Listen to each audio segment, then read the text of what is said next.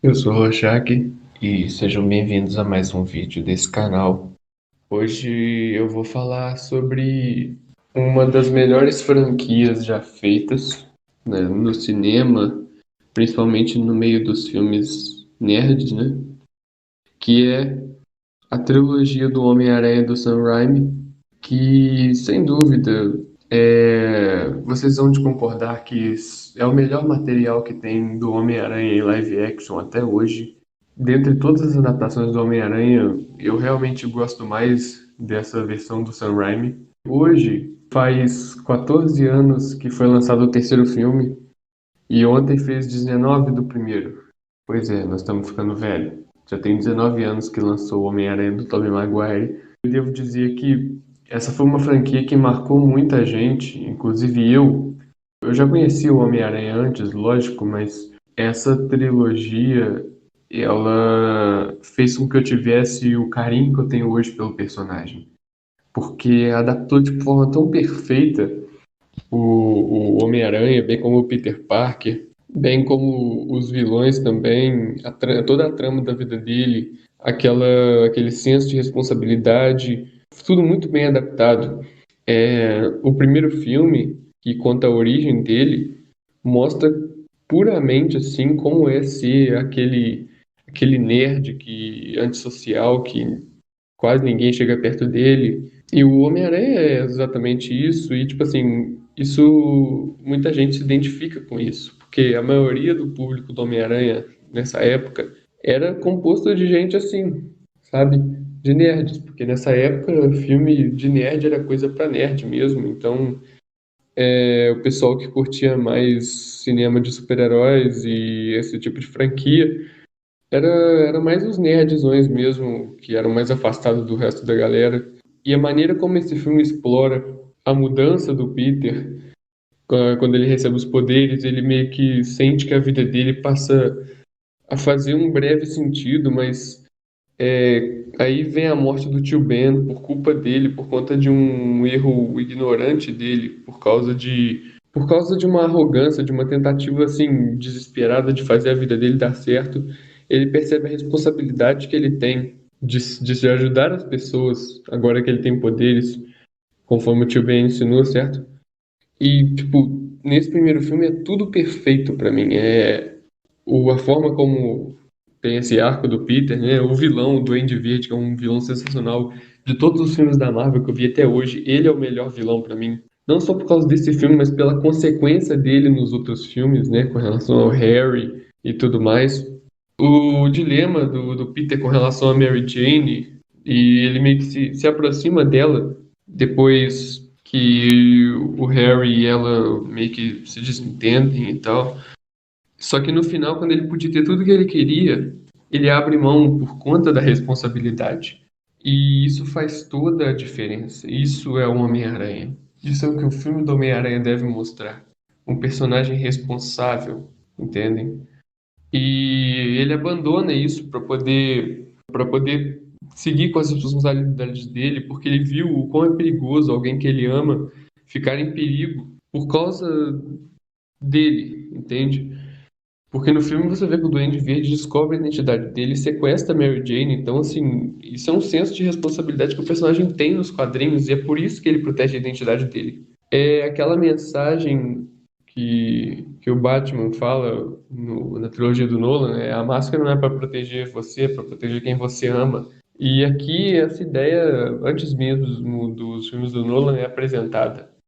E o segundo filme é uma expansão disso. Ele vê que as responsabilidades de Homem-Aranha dele são aumentadas, certo? Esse tipo de coisa, como a diferença da vida normal dele para a vida de Homem-Aranha, o conflito entre os dois lados dele começa a se intensificar, ele começa a ir mal na faculdade, ele passa aperto por causa de aluguel, porque ele perde o emprego porque ele tem sempre que estar ali para ajudar as pessoas. Isso traz aí um dilema pessoal muito grande. E a gente vê que nesse filme ele abandona isso, né? Como acontece nos quadrinhos, ele simplesmente desiste de ser o Homem-Aranha por causa de toda essa pressão em cima dele. Porque ele entra em conflito consigo mesmo durante esse filme sobre isso. E assim, esse filme é maravilhoso, é considerado, eu considero ele o melhor filme da Marvel, o segundo filme. Eu tenho um favoritismo maior pelo primeiro, certo? Mas aí já sou eu, mas eu reconheço que o segundo é o melhor. Ele é Homem-Aranha puro ali, é a essência do Homem-Aranha, a milionésima potência ali. Pô, é um filme muito bom. Os problemas dele com a Mary Jane, ele não poder ficar com ela, ele tem a oportunidade, mas não quer, para proteger ela, esse tipo de coisa. Ele contando pra Tia May também o problema que ele teve com o tio Ben. E, pô, nossa, esse filme é muito Homem-Aranha, é Homem-Aranha ao extremo. Quem fala que teve coisa melhor depois desse filme não pode estar normal da cabeça, porque essa trilogia, esses dois filmes por si só já mostram a essência do Homem-Aranha ali estampada. O Sam Raimi teve muito carinho para fazer esses filmes. O terceiro filme já é mais controverso, né? Tem algumas falhas, como eu postei lá na página.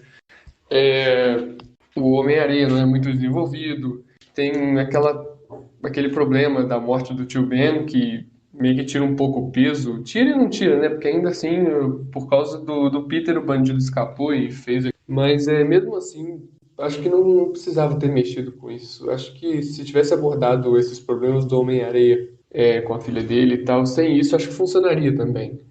Mas com relação a esse desenvolvimento do Homem-Areia, é, existe, né, o corte do diretor do Sam Raimi que abordaria muito mais profundamente isso. Tem uma cena excluída dele fazendo um castelo de areia para filho dele. E originalmente a batalha dele contra o Peter ia parar porque a esposa e a filha dele aparecem lá. Então, assim, seria tudo melhor trabalhado. Eu não acho esse filme um filme ruim, mas seria muito melhor. É um filme até muito injustiçado pelo pessoal, porque ele passa uma mensagem bacana e ele é bem feito. Ele tem uma boa dinâmica, bem como outras mídias do Homem-Aranha têm, por exemplo, os desenhos. O pessoal reclama que tem muitos vilões nesse filme, mas eu não vejo isso como um problema. Aliás, a maioria dos heróis dificilmente está enfrentando um vilão só por vez. Então, assim, a trama do Harry foi muito bem equilibrada ali. O Ed Brock também, para se tornar o Venom, sendo uma consequência dos atos do Peter, né? Porque esse filme aborda mais uma vez a questão da responsabilidade. Pela vida do Peter tá boa demais ali, ele comete alguns erros, ele acha que fica muito cheio de si. Aí tem aquele problema do beijo com a Gwen. Aí, assim, quando ele e a Mary Jane discutem, e depois que ele descobre o problema do tio Ben também, você vê que o simbionte ele vê o momento perfeito para tomar conta do Peter, porque é a parte do filme em que ele tá mais quebrado. Então, assim, ele eleva os problemas que o Peter tá passando ao extremo, porque você vê que depois que ele tá usando o simbionte, ele larga tudo pro alto mesmo, ele é babaca com a Mary Jane, ele faz o Ed ser demitido, assim, por mais que o Ed tenha errado mesmo, e o Peter foi meio sádico naquela hora ali, você percebe isso pela atuação do Tobey Maguire, que é impecável nesses filmes. E mesmo que muitos achem ridículo o Peter emo fazendo dancinha na rua, cara, nessa época, eu era ser emo tava começando a época em que ser emo era descolado, sabe? Você usar roupa preta, essas coisas. Então, tipo, aquilo ali era mais ou menos a retratação de um cara descolado ou achando que é descolado, né? E como o Peter normalmente era um cara nerd, assim, e mais bem comportado, com um simbionte no corpo, seria mais ou menos daquele jeito ali. Claro que nos quadrinhos não é assim, mas não ficou ruim essa abordagem do Sam Raimi, não tem do que reclamar. E assim, então, tipo, mais uma vez as consequências dos atos dele são um problema do filme, e ele tem que lidar com isso depois. Ele enfrenta o Harry furiosamente, depois ele precisa pedir a ajuda dele. E o Harry, depois que descobre a verdade sobre o pai dele, ele perdoa o Peter, porque o Harry já estava ficando louco. É igual eu falei lá atrás, o Duende Verde tem uma consequência muito boa nessa franquia, por isso que eu acho ele um vilão tão bom. Então, é assim, essa trilogia, ela é boa em todos os sentidos. Claro que tem um problema, no terceiro filme ainda tem o problema da Gwen e tal, mas assim, Pelo que eu li sobre cenas excluídas desse filme, a Gwen também teria um papel maior no filme, sabe? E a Gwen nos quadrinhos, vamos combinar que a Gwen nos quadrinhos não é aquilo que a gente viu em O Espetacular Homem-Aranha. Quando ela surgiu, ela era nerd, mas bem comportadinha, assim. O Peter conheceu ela na faculdade, inclusive, como é mostrado na trilogia. É, ela, apesar disso, ela era bem patricinha mesmo, sabe? Ela chega até a competir com o Peter competir com a Mary Jane pela atenção do Peter em alguns momentos. Então, assim, uma abordagem da Gwen dessa forma não pode ser considerada errada e pegar a Gwen de 2012 lá, do Mark Webb, como referência, porque aquilo lá é uma visão diferente. É uma visão diferente. A Gwen mesmo, o mais próximo de uma adaptação perfeita da Gwen foi a do Sam Raimi mesmo. Ela não é a minha favorita, certo? A minha adaptação favorita da Gwen até hoje é a do Espetacular Homem-Aranha de 2008. Para mim, aquela é a melhor Gwen, apesar de diferenciar um pouco dos quadrinhos antigos, como eu falei. Mas não ficou ruim, realmente. Eu gosto da Gwen da Bryce Dallas, ok? Podem me apedrejar, não tô nem aí. Mas assim, eu acho que faltou o que o Sam Raimi queria colocar no filme e não conseguiu, para deixar esse filme melhor desenvolvido. Claro que alguns problemas iam se manter, mas ficaria melhor e o pessoal ia gostar mais. Eu gosto, mas eu ia gostar mais se eu tivesse. Então, assim, essa trilogia foi uma trilogia que marcou muita gente. É, Junto com os X-Men e um pouco o Quarteto Fantástico, foi o que fez a Marvel ficar em alta novamente, né? Porque a Marvel, no final dos anos 90 estava falida, né? Eles saíram vendendo os direitos dos personagens para outros estúdios. Daí teve a oportunidade de vir esses filmes do Homem-Aranha e tal. E isso ajudou muito a Marvel nessa época, porque, poxa, todo mundo gostou.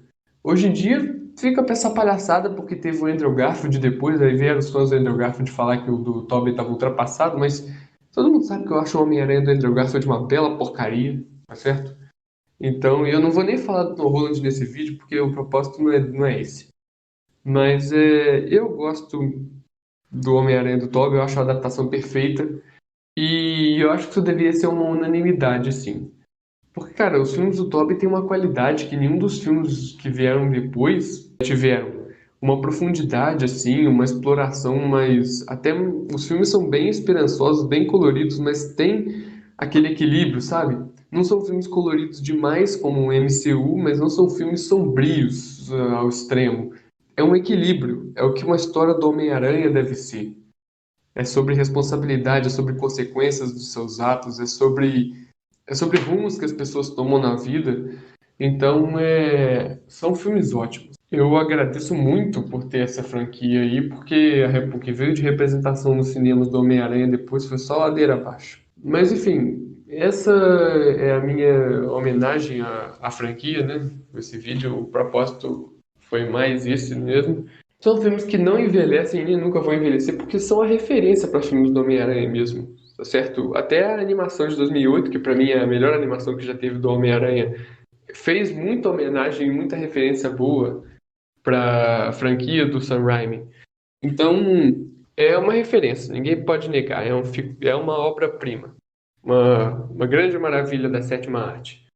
E eu ainda tenho um pingo de esperança, talvez numa sequência, né? Porque todo mundo sabe que Homem-Aranha 4 teve problemas e não foi lançado, né? Porque o Sam Raimi teve problemas com o estúdio e por conta de Homem-Aranha 3 também, que na época a crítica não gostou, embora ele tenha tido um sucesso muito grande de público, né? Hoje em dia é o segundo filme do Homem-Aranha com mais lucro ainda. Até 2019 era o primeiro. Mas assim, eu ainda acho que talvez tenha essa possibilidade. Eu não vou alimentar esperança demais, mas é uma coisa que eu gostaria muito de ver. Não interessa o enredo, sabe? Só de ver o meu Homem-Aranha favorito aparecendo de novo já é uma coisa que me deixaria bem satisfeito. Porque os planos até que eram bacanas do Sam Raimi, né? Ia ter o Mistério, o Abutre. Só que a Sony mexeu no roteiro que ele queria, queria empurrar um roteiro ruim Para ele, queria interferir tudo igual eles fizeram no terceiro, então ele pulou fora. Inclusive, ele hoje em dia até fala que realmente não sabe se isso é possível. Antigamente ele falava que não era, então, tipo, eu não quero me iludir, mas sei lá, eu gostaria de ver isso. Mas enfim, é basicamente isso. A trilogia do Homem-Aranha é não só a melhor adaptação do personagem, como também é e deveria ser mesmo uma referência para filmes de herói, porque tem ótimas mensagens, ótimos arcos e ótimos vilões e muita coisa boa do Homem-Aranha abordada nos filmes, inclusive a morte do Harry tirada diretamente dos quadrinhos. E é uma referência muito boa. É ótimo para se assistir até hoje. Se você quer mesmo se aprofundar em Homem-Aranha, se você quer ter um conhecimento maior de Homem-Aranha, assista esse filme, tá certo? Esses três filmes, os três. E você não vai se decepcionar, porque são ótimos filmes. Enfim, eu vou ficando por aqui. Esse foi o vídeo de hoje. Esse vídeo foi editado pelo Banner da Incelts. Curtam a página dele que vai estar aí embaixo e as outras também que estão aí. Deem esse apoio pro pessoal aliado nosso aí nessa jornada, porque a gente precisa do apoio de vocês sempre. Se inscrevam aqui no canal, divulguem os vídeos do nosso canal, porque eu quero que realmente que esse canal atinja mais pessoas, porque a gente está crescendo lá na página, mas o canal ainda está meio devagar, então eu peço essa ajuda. Porque agora eu vou estar me esforçando ao máximo para trazer conteúdo com mais frequência para vocês. Então é isso aí, meus amigos. Muito obrigado por terem assistido. Até o próximo vídeo.